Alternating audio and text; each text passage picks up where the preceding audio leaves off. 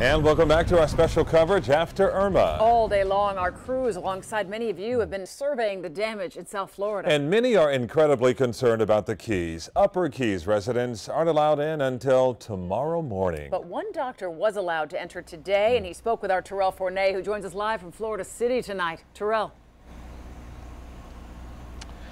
Yeah, good evening to you both. You know, this area, Florida City, and also the Homestead area, they dodged a major bullet with this storm, and that's pretty incredible considering that there was a tornado that touched down here in the area. But nonetheless, some families, they decided to leave, some families decided to stay, but today was really the first day that those families got a chance to assess the damage around their homes.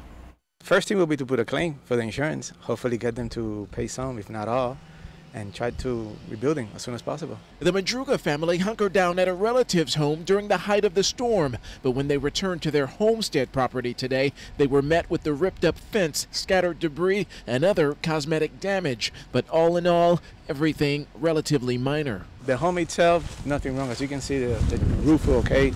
No issues with the shingles, but just pretty much outside the fence, the light, the pool is a mess. But overall, the structure of the house is fine. Today, when I woke up in the morning, I was like, well, let's go drive over there and see what we find. And this is what we found. The hurricane shutters are now coming down, and across the way, awnings buckled under the intense winds. It wasn't hard to spot other signs of damage. You take a look at that. You see the street marker is down, as well as the stop sign. You can also see across in front of that Christian Academy, well, it is to its side right now. And then next door, there is a church with the steeple that appears to be snapped at its base. And then take a look up on top over there. The overhang of this gas station totally wiped out by those heavy winds. And for those vehicles bold enough to drive down the roads, this is what they are encountering. Down trees, large ones. You could see that this tree just toppled over.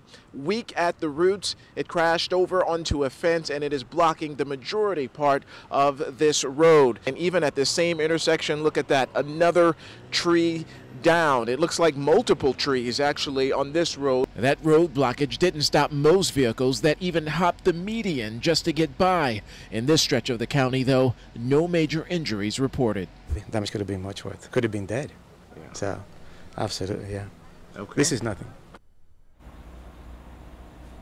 So a lot of relief here, and of course just to the south of this area you have the Florida Keys. This is the entrance that is still roped off tonight, but we were able to speak with that doctor and also the organization Direct Relief. They were a part of the first responders. Their mission today to deliver medicine to some medical facilities here in the Florida Keys. They did just that, and they were also scoping out where their efforts in the coming days would be most beneficial. But yes, they were able to do that. They recorded some video, and my colleague Michael Seiden will have some of that video coming up at 11 o'clock.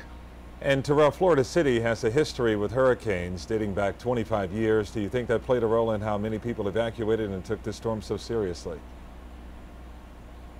Yeah, Calvin, people were very fearful of this storm because of its intensity. They did not know what to think. In fact, we spoke with the owner of Robert Is Here just a few days before Hurricane Irma rolled through the area. This is a very famous farm and fruit stand. He says that he was preparing for the worst because he was hit very hard when Hurricane Andrew rolled through the area 25 years ago. But nonetheless, we rode by his property today. It seemed to be pretty much intact. So the worst did not happen there. There were even some very fragile structures that were still standing on his property. So he will be around, at least his business will be around for another 57 years. Quite the legacy for that business, but a lot of homeowners obviously are breathing a sigh of relief here in the area tonight. But I have to say, Calvin and Lori, that the biggest problem remains the power. The power is out in many areas, on many blocks here in the Florida City Homestead area.